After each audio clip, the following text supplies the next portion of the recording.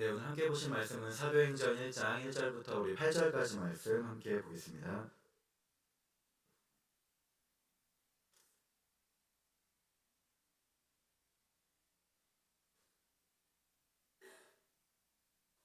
사도행전 1장 1절부터 우리 8절까지 우리 교독하겠습니다.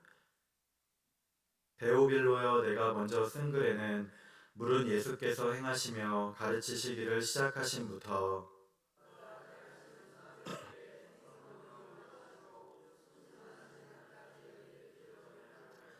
그가 고난받으신 후에 또한 그들에게 확실한 많은 증거로 친히 살아계심을 나타내사 40일 동안 그들에게 보이시며 하나님 나라의 일을 말씀하시니라.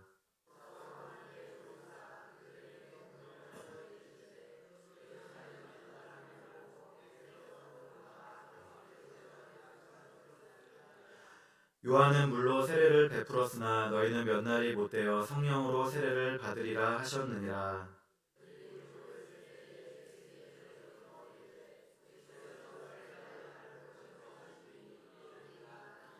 이르시되 때와 시기는 아버지께서 자기의 권한에 두셨으니 너희가 알 바 아니요 오직 성령이 너희에게 임하시면 너희가 권능을 받고 예루살렘과 온 유대와 사마리아와 땅 끝까지 이르러 내 증인이 되리라 하시니라. 아멘. 네, 오늘은 내 증인이 되리라라는 제목으로 우리 말씀 나누겠습니다. 에베소서 6장 12절에 보니까 우리의 씨름은 혈과 육을 상대하는 것이 아니요 통치자들과 권세들과 이 어둠의 세상 주관자들과 하늘에 있는 악의 영들을 상대함이라 말씀합니다. 여기서 씨름이라는 것은 우리 싸움을 말합니다. 그래서 우리의 싸움은 눈에 보이는 것, 그러니까 혈과 육을 상대하는 것이 아니라고 말씀합니다. 그래서 통치자들, 권세들, 어둠의 세상 주관자들, 그리고 하늘에 있는 악한 영들로 대표되는 이런 영적 싸움을 해야 됨을 우리에게 가르쳐주고 있는 것입니다. 부름받은 하나님의 자녀, 우리 성도는 눈에 보이는 이 세계 뒤편에 있는 영적인 싸움을 하는 존재인 것입니다. 그래서 우리가 이 싸움에서 승리해야만이 온전한 주님의 자녀, 우리 성도가 되어 살아갈 수 있습니다. 그런데 이 싸움에서 우리가 승리하기 위해서는 우리의 힘만으로는 이길 수 없는 것입니다.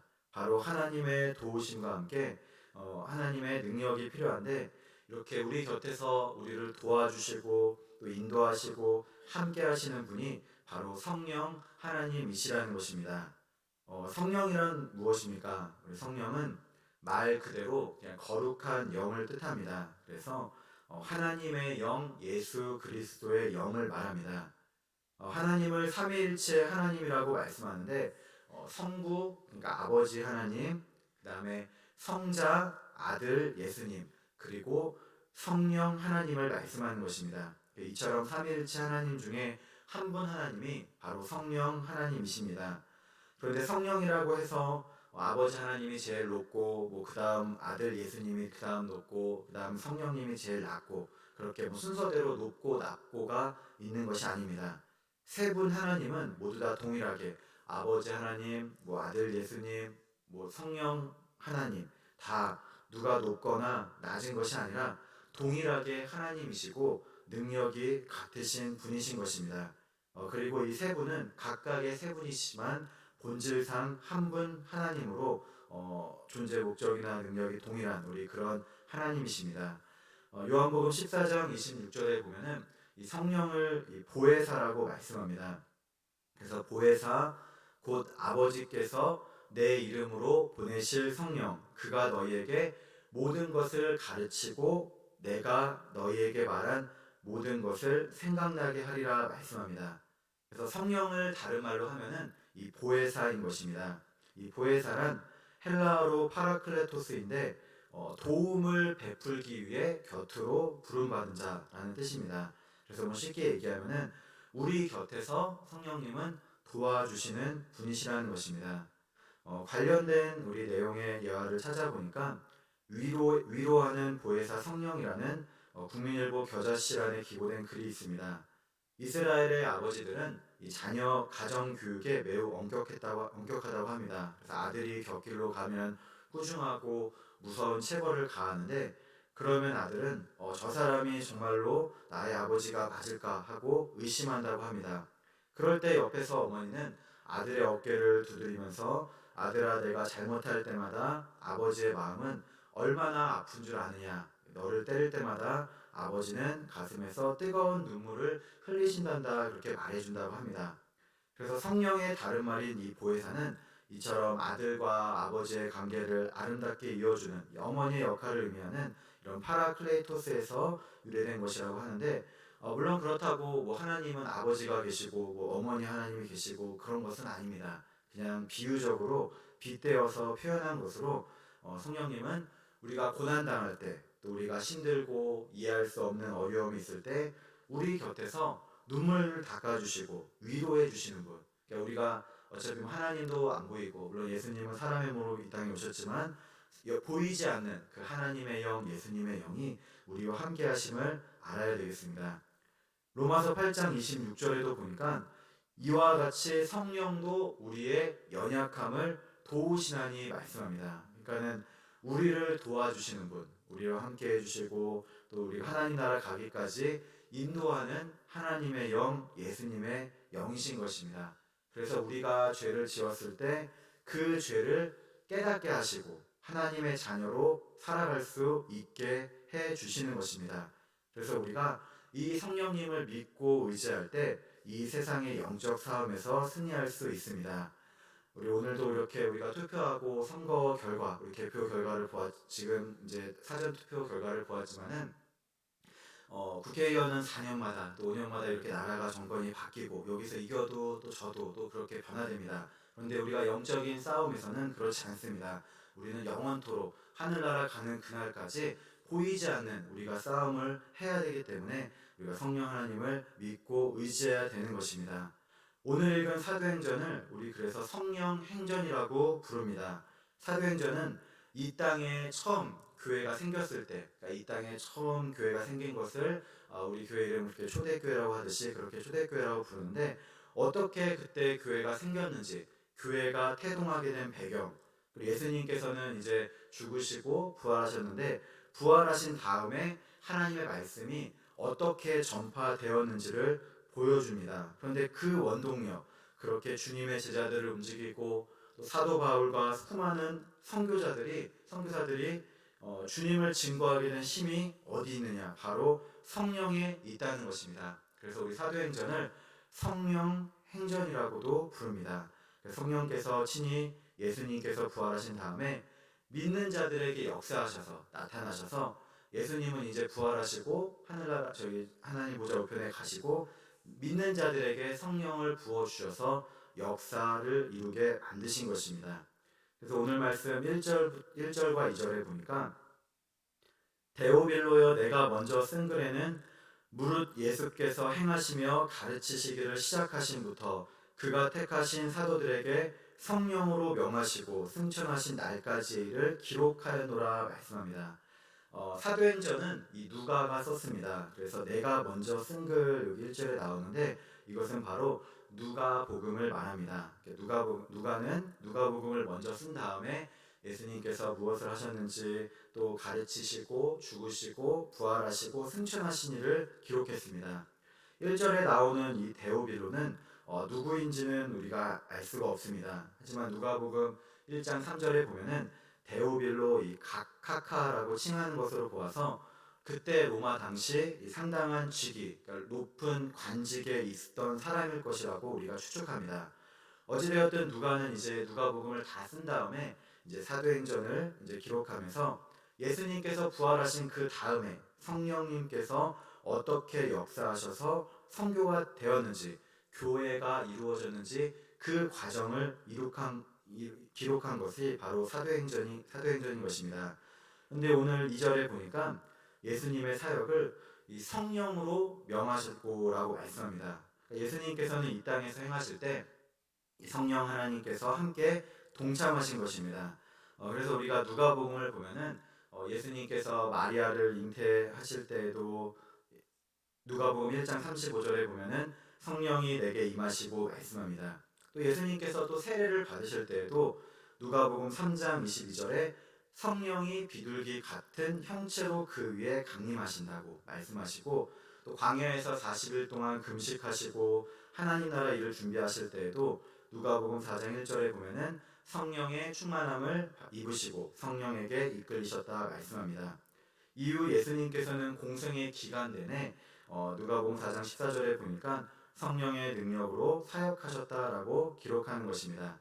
그래서 성령 하나님은 예수님이 가고 난 다음에 이 땅에 오신 것이 아니라 아버지 하나님과 함께 예수님의 사역에 동참하셨고 옆에서 우리 예수님을 도와주신 것입니다. 그리고 하나님께서 태초에 천지를 창조하실 때에도 함께 하시고, 또 지금 시대에는 우리 예수님께서 부활하신 지금 시대에도 성령께서 역사하셔서 우리를 이끌어 주시는 시대에 살고 있는 것입니다.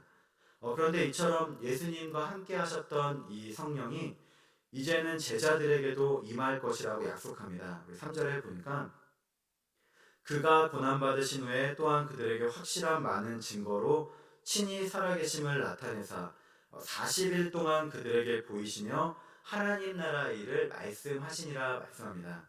예수님께서 이제 십자가에 못 박혀 달려 고난당하시고 죽으셨습니다. 그리고 3일 만에 부활하셨습니다. 그래서 우리 금요일 날 돌아가셔서 금토주일 3일에 부활하셨는데, 그렇게 부활하시고 다시 승천하시기까지 40일 동안, 그러니까 부활절 주일부터 우리 그렇게 40일을 세면은 승천하신 날 목요일까지 머무르시며 자신의 살아나심을 친히 증거하시고 보여주신 것입니다. 그래서 제자들에게 예수님께서 이 땅에서 행하셨던 사역에 대해서 다시 말씀해 주시고 그 의미를 깨닫도록 설명해 주신 것입니다. 아마도 이렇게 예수님의 살아나심을 본 제자들은 확신을 갖게 되었을 것입니다. 그래서 지금도 우리가 예수님 부활절 다음에 40일이 아직 안 지났는데 이 40일간 죽으셨다가 부활하신 예수님을 여러 번 제자들은 만나 뵙고 또 말씀도 들으면서 이제 제자들은 자신들이 보고 들은 것을 담대하게 이제 증거할 수 있는 준비를 하게 된 것입니다. 그리고 이제 예수님께서는 이들에게 말씀하십니다. 4절 말씀 5절에 보니까 사도와 함께 모이사 그들에게 분부하여 이르시되 예루살렘을 떠나지 말고 내게서 들은 바 아버지께서 약속하신 것을 기다리라. 요한은 물로 세례를 베풀었으나 너희는 몇 날이 못되어 성령으로 세례를 받으리라 하셨느니라 말씀합니다. 4절에 보니까 아버지께서 약속하신 것을 기다리라고 말씀합니다. 그것이 바로 성령 하나님인 것입니다. 요한은 이제 물로 세례를 베풀었지만 이제 예수님의 부활하심 승천을 보는 제자들에게는 성령 세례가 임할 것을 약속하십니다. 그리고 예수님께서는 이 말씀을 하시고 이제 하늘에 오르셨는데 이렇게 제자들은 예수님께서 40일 동안 함께 계시고 승천하신 그 목요일 이후로, 그러니까 목요일부터 10일을 세서 목요일이 지난 10일째 되는 주일에 성령을 받게 되는 것입니다. 그래서 바로 오순절 성령 강림 사건이 일어난 것입니다. 그래서 성령으로 충만해진 제자들은 담대히 주의 말씀과 복음을 증거하며 주님의 일을 하게 되었고 사도행전은 놀라운 역사가 시작되는 것입니다. 이처럼 우리도 성령 하나님과 함께하는 자가 되어야 되겠습니다. 그러면은 성령님이 우리와 함께 하시면 어떤 일이 우리 나타날지, 우리 성령님이 우리 가운데 임하시는 모습은 어떠한지 우리가 세 가지만 살펴보도록 하겠습니다. 우리 가장 먼저는 우리 성령 하나님이 우리 가운데 임하시면 예수님을 나의 구주로 우리 고백해서 죄사함을 얻고 구원함을 받게 된다는 것입니다. 그래서 하나님께서는 우리에게 성령을 주셔서 우리가 죄를 회개케 하고 또 예수님을 하나님의 아들이라고 믿고 고백할 수 있도록 해주시는 것입니다. 그래서 우리 고린도전서 12장 3절에 보면은 그러므로 내가 너희에게 알리노니 하나님의 영으로 말하는 자는 누구든지 예수를 저주할 자라 하지 아니하고 또 성령으로 아니하고는 누구든지 예수를 주시라 할 수 없느니라 말씀합니다. 말이 좀 복잡하게 나와 있는데 쉽게 말해서 성령님이 우리 안에 계시면은 우리가 예수님을 나의 구주로 믿고 고백할 수 있다는 것입니다. 성령 받은 증거라는 이 예화를 찾아본 이런 글이 있습니다. 지금은 하늘나라에 가셨지만 이어령 교수의 아들이여 이 산하를 이라는 책에 보면 이런 이야기가 있다고 합니다. 옛날 어느 시골에 이제 수염을 길게 가꾸고 다니는 할아버지 한 분이 계셨습니다. 그런데 그 동네에 사는 어린아이 하나가 할아버지를 볼 때마다 궁금한 점이 있어서 물어보았습니다. 그래서 어느 날 할아버지를 만나고 묻습니다. 할아버지는 밤에 주무실 때 그 수염을 이불 속에 넣고 주무세요? 아니면 끄집어 내놓고 주무세요? 묻는 것입니다. 그래서 할아버지는 이 질문을 받고는 얘야 미안하단다. 나도 미처 생각지 못한 일이니 하룻밤만 내가 잠을 자보고 대답을 하마 그랬다는 것입니다. 그런데 그날 밤 이제 잠을 자려고 이제 수염을 붙들고 씨름을 하는데 수염을 이불 속에 넣으면 답답하고 끄집어내면 쓸쓸한 것입니다. 그래서 30년 동안 달고 다닌 수염이지만 수염의 위치를 알지 못하고 말았다는 그런 이야기입니다.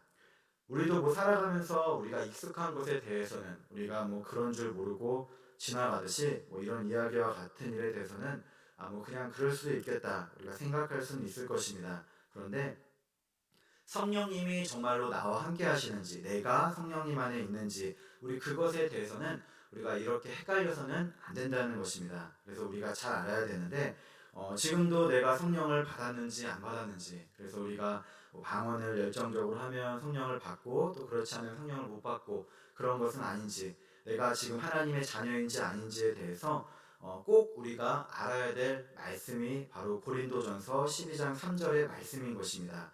다시 한번 살펴보면은 그러므로 내가 너희에게 알리노니 하나님의 영으로 말하는 자는 누구든지 예수를 저주할 자라 하지 아니하고 또 성령으로 아니하고는 누구든지 예수를 주시라 할 수 없느니라. 그러니까 쉽게 얘기하면 이렇습니다. 성령님이 그냥 내 안에 계시다면 내 안에 하나님의 영, 예수님의 영이 있으면 예수님을 나의 구주로 믿고 고백할 수 있다는 것입니다. 반대로 생각하면 이렇습니다. 내 안에 그러니까 누군가 안에 성령 하나님이 계시지 않으면 예수님을 구주로 고백할 수 없고 예수님을 하나님의 아들로 고백할 수 없다는 것입니다. 그래서 성령으로 아니하고는 내 안에 성령님이 아니 계시고는 누구든지 예수를 주시라 할 수 없는 것입니다. 그래서 우리 교회 다니지 않는 분들 또 믿지 않는 분들은 그 안에 성령님이 계시지 않기 때문에 그러니까 하나님의 영, 예수님의 영이 그 안에 있지 않기 때문에 하나님을 믿지 않고 예수님을 배척하며 믿음의 길에서 벗어난 것입니다. 하지만 우리 교회에 와서 이 자리에 앉으신 우리 모든 분들은 어떻습니까? 특별히 세례를 받은 우리 모두는 누구든지 예수님은 하나님의 아들이십니다. 우리 믿고 고백합니다. 그래서 누구나 우리가 세례를 받을 때 주님 앞에 나와서 하나님의 말씀을 듣고 교육을 받고 난 다음에 많은 성도들 앞에서 나의 신앙 고백, 예수님을 나의 구조로 믿고 고백합니다. 하나님의 아들입니다. 라고 아멘하면서 그렇게 시인하는 것입니다. 그런데 이렇게 신앙 고백을 할 수 있는 것은 이유가 있습니다. 바로 내 안에 하나님의 영, 성령님께서 함께 거하시기 때문에 그런 믿음의 고백을 하는 것이지 그렇지 않고는 물론 할 수 없다는 것입니다. 물론 우리가 거짓으로 잠깐 그렇게 할 수는 있지만 진실로 정말로 하나님을 제가 믿겠습니다. 하나님의 아들을 믿습니다 하는 것은 바로 우리 안에 성령님께서 계시다는 증거가 된다는 것입니다. 그래서 요한일서 4장 15절에도 보니까 누구든지 예수를 하나님의 아들이라 시인하면 하나님이 그의 안에 거하시고 그도 하나님 안에 거하시느니라 말씀합니다. 그래서 예수님을 내가 하나님의 아들로 믿고 고백하는지 우리 그렇다고 한다면은 이미 내 안에 성령 하나님께서 우리 함께 하심을 우리 믿으시기 바랍니다. 베드로도 마태복음 16장 16절에 시몬 베드로가 대답하여 이르되 주는 그리스도시요 살아계신 하나님의 아들이시니이다. 우리 그러면서 예수님을 믿고 고백했는데 베드로에게도 하나님의 영이 임하여 하늘에 계신 아버지께서 이를 알게 하심으로써 이런 고백을 할 수 있었던 것입니다.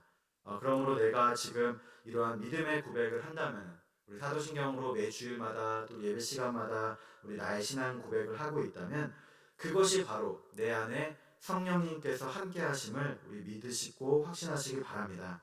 내 안에 살아계신 하나님의 영, 내 안에 예수님의 영이신 성령님께서 계시기 때문에 우리가 믿음을 갖고 신앙 고백을 할 수 있습니다. 그래서 내 죄를 회개할 수 있는 것, 주님 앞에 나와 고하고 예수님을 나의 구주로 우리 믿고 받아들이는 것, 이 모든 것이 다 우리 눈에 보이지 않는 성령 하나님께서 함께 하시기 때문인 것입니다. 우리 언제나 성령의 역사는 우리가 죄사함을 얻고 주님의 자녀로 거듭나 구원함을 얻을 수 있음을 인도해 주심을 우리 믿는 우리 성도 여러분 되시기를 축복합니다. 두 번째, 성령님께서 우리 가운데 거하시면은 성령이 친히 우리가 하나님의 자녀임을 보증해 주시는 것입니다.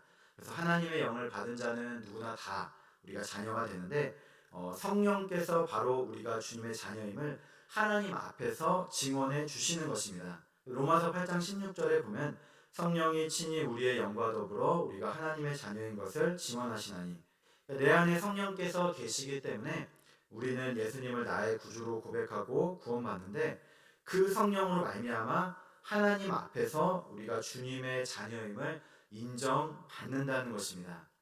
물론 내가 하나님의 자녀인 것, 내가 교회 다닌다는 것을 우리 사람이 할 수 있습니다. 그래서 목사님이나 장로님이나 권사님, 집사님, 또 내가 이렇게 직분 받고 이런 것들로 다 우리가 증거할 수 있고, 또 우리 자신 스스로가 저는 구원의 확신이 있습니다, 하나님의 자녀입니다, 우리 그렇게 가질 수 있습니다. 그런데 하나님 앞에서 가장 확실한 것은 어느 누가 사람이 하고 내가 확신 갖고 그런 것이 아니라 내 안에 계신 성령님께서 함께 하심으로써 친히 보증해 주신다는 것입니다. 그래서 성령님께서는 우리 안에 거하셔서 하나님 앞에서 우리가 하나님의 거룩한 자녀임을 증언하시고 보증해 주십니다. 반대로 성령님이 계시지 않는 사람, 우리 앞서 말했듯이 예수님을 나의 구주로 믿고 고백하지 않는 사람들은 어떻습니까? 우리 그 안에 성령이 계시지 않기 때문에 주님의 자녀가 아닌 것입니다. 로마서 8장 9절 끝에 보니까 누구든지 그리스도의 영이 없으면 그리스도의 사람이 아니라, 그리스도의 영, 성령 하나님이 없으면 주님의 사람이 아닌 자가 되는 것입니다.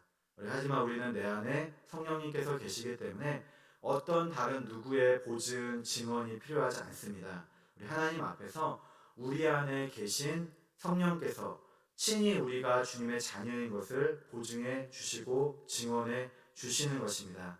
그래서 우리가 때로는 죄를 짓고 육신 가운데 끌려 살아간다 할지라도 내 안에 성령께서 함께 하심을 우리 믿고 의지하시기 바랍니다. 우리가 볼 때 나는 오라, 나는 공고한 사람이로다 라는 고백을 하지만 그 고백 가운데서도 내 안에 계신 성령님께서 연약한 우리를 도우시고 우리가 주님 나라 가는 그날까지 선하게 인도하심을 믿으셔야 되겠습니다.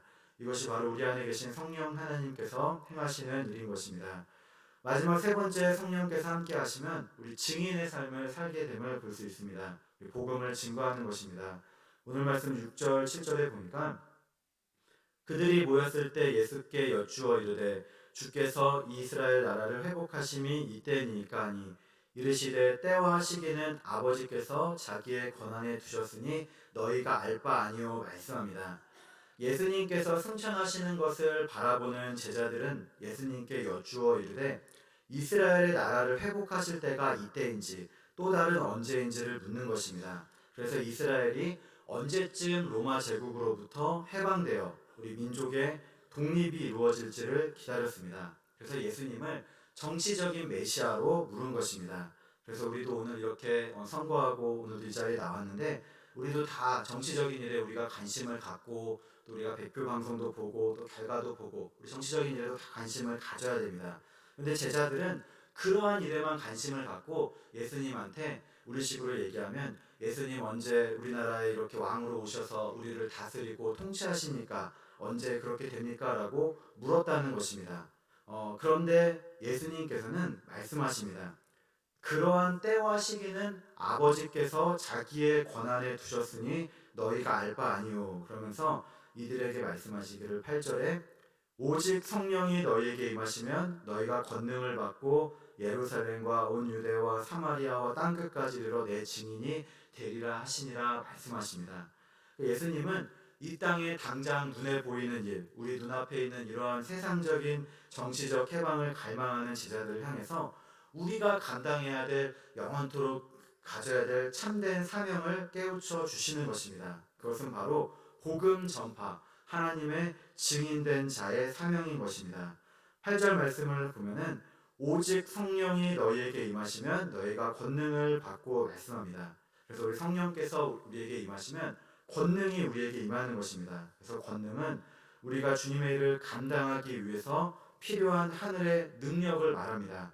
그래서 성령님이 함께 하시면 우리가 내 힘 갖고 일하고 내 힘 갖고 살아가는 것이 아니라 하나님께서 주신 힘과 능력을 가지고 그분의 말씀을 지키며 이 땅에서 빛과 소금의 역할을 감당할 수 있는 힘을 얻게 되는 것입니다. 그리고 그 능력을 가지고 예루살렘과 온 유대와 사마리아와 땅끝까지 이르러 주님을 담대하게 전하게 되는 삶, 우리 오늘 말씀에서와 같이 증인의 삶을 살아갈 수 있는 것입니다. 그래서 증인이란 무엇입니까? 증인은 어떤 사실을 증명하는 사람입니다. 그래서 성령을 받은 사람은 이 주님의 증인이 돼서 주님께서 행하신 일, 예수님 하나님에 대한 일을 전하고 증거하는 일을 하게 되는 것입니다. 이 증인이란 헬라어 단어는 이 마르티스인데 이 말에서 영어의 이 순교자라는 단어가 우리 유래되었다고 합니다. 그래서 이 증인을 다른 말로 하면은 이 그러니까 순교를 각오하고 죽음을 각오하고 제가 보고 들은 것을 전하는 사람, 우리 그런 것입니다. 그래서 예수님을 위해 예수님에 관해서 모든 것을 전하는 삶, 내 목숨을 다해서 그것을 전하는 것이 바로 증인의 모습인 것입니다. 우리나라도 하나님의 크신 계획에 따라서 우리 조선족이 많은 우리 선교사들이 이 땅에 들어와 죽음을 각오하고 복음을 증거했기에 기독교 우리 교회 부흥의 꽃을 피울 수 있었던 것입니다. 그래서 평양 우리 대동강변에서 우리 복음을 전하면서 우리 죽음을 당했던 우리 토마스 선교사 이야기를 비롯해서 많은 수없이 많은 순교의 이야기가 있습니다.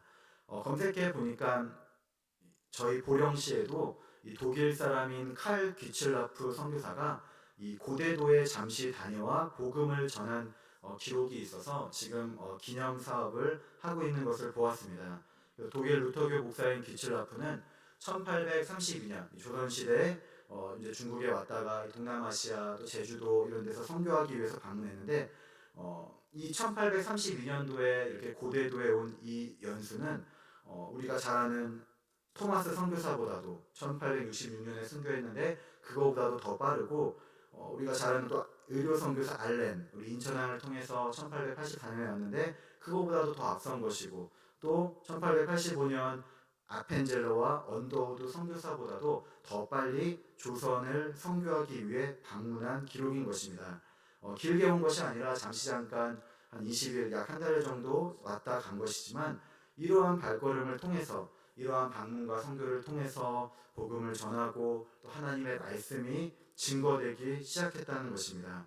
그래서 많은 선교사 또 그 말씀을 들은 성도들이 죽음으로써 그 씨앗이 지금의 한국 기독교의 토대를 이루게 된 것입니다. 그러므로 성령님께서 함께 하시는 사람은 지금 당장 내 눈앞의 일을 보는 것이 아니라 내가 뿌리는 이 복음의 씨앗이 앞으로 먼 훗날 10년, 20년, 100년 주님을 담대하게 증거할 때 그 씨앗이 크게 자라고 커지게 됨을 우리가 믿어야 되겠습니다. 그래서 나의 생명조차도 주님을 위해 바치고 주님을 증거하면서 받게 되는 핍박과 박해, 또 손해가 있어도 각오하고 전하는 일을 하게 되는 것입니다. 또 초대 교부이자 우리 신학자였던 터툴리아는 이렇게 말했다고 합니다. 교회라는 나무는 세 가지 액체를 먹고 자라는데 먼저는 수고의 땀, 그러니까 우리가 열심히 흘리는 노력과 헌신의 땀이 있고 그 다음에 기도의 눈물, 기도를 드리면서 흘리는 수없이 많은 눈물들, 그리고 마지막에는 순교의 피라는 것입니다. 그래서 이러한 순교자들의 피를 통해서 이 땅의 교회는 하나님 나라는 확장되어 가는 것인데 우리 역시도 나의 삶의 자리에서 수고하고 애쓰며 기도로 눈물을 흘리고 또 순교자들이 피를 흘리듯이 내가 가진 것들을 내려놓으며 하나님 나라와 복음의 증인된 삶을 사는데 힘써야 되겠습니다. 예레미야 20장 9절에 보니까 내가 다시는 여호와를 선포하지 아니하며 그의 이름을 말하지 아니하리라 하면 나의 마음이 불붙는 것 같아서 골수에 사무치니 답답하여 견딜 수 없나이다 말합니다. 하나님의 영, 성령을 받은 우리는 하나님의 말씀을 전하고 때로는 내가 그것을 하지 않겠다고 한다면 견딜 수 없다는 것입니다. 우리 지금도 우리 안에 성령께서 함께 하실 때 하나님을 증거하며 기쁨으로 살아갈 수 있음을 믿으시기 바랍니다. 우리 이러한 증인의 삶이 우리도 뭐 선교사들처럼 어디 뭐 죽음을 각오하고 어디 오지에 가서 선교하고 고난을 받는 것을 말하는 것은 아닙니다. 지금 우리는 지금 이 자리에서 누구나 살아가면서 내가 하나님을 믿는 것을 의식하며 살아가고 또 주일이면은 우리가 교회 나와서 예배드리고 또 언제나 기도드리고 평상시에도 우리 주변 사람 이웃분들에게 우리가 할 수 있는 하나님의 선한 사랑과 관심을 나타내며 살아간다면 그것이 바로 성령 받은 증인의 삶이라고 할 수 있겠습니다. 말씀을 마치겠습니다. 우리 성령을 받고 예수님을 구주로 고백하며 주님의 자녀가 된 우리는 이제 이러한 사명에 부름받아 우리 쓰임 받아야 되겠습니다. 우리 내 안에 계신 성령님을 굳게 믿고 내가 정말로 하나님의 자녀인지 아닌지 또 성령님이 있는지 아닌지를 우리가 잘 모르겠다면 우리 아까 고린도전서 말씀처럼 정말로 진정으로 예수님을 하나님의 아들로 고백하는지 아니하는지 우리 그렇게 살펴보면 됩니다. 누구나 다 우리 안에 성령님께서 계시기 때문에 오늘 이 자리에 나온 것입니다. 우리의 싸움은 이 땅에서 눈에 보이는 싸움, 이 땅에서 정치나 이 땅에서의 우리 혈과 육을 씨름하는 그런 싸움이 아니라 영적인 싸움, 눈에 보이지 않은 하늘의 악한 영들을 상대하는 싸움임을 우리가 깨달아야 되겠습니다. 언제나 주님의 영이신 성령을 사모하고 간구하며 언제나 의지하며 나아가시기 바랍니다. 그래서 주님의 증인이 되어서 크신 주님의 사역에 순종하며 쓰임받는 우리 복된 성도 여러분 되시기를 주님의 이름으로 축복합니다. 기도드리겠습니다. 하나님 감사합니다. 항상 성령 하나님께서 함께 하셔서 우리의 모든 죄가 사함을 얻고 진정으로 예수님을 그리스도라고 고백하며 복음을 증거하는 데 부족함이 없도록 인도하여 주시옵소서. 감사드리며 예수님의 이름으로 기도드립니다. 아멘.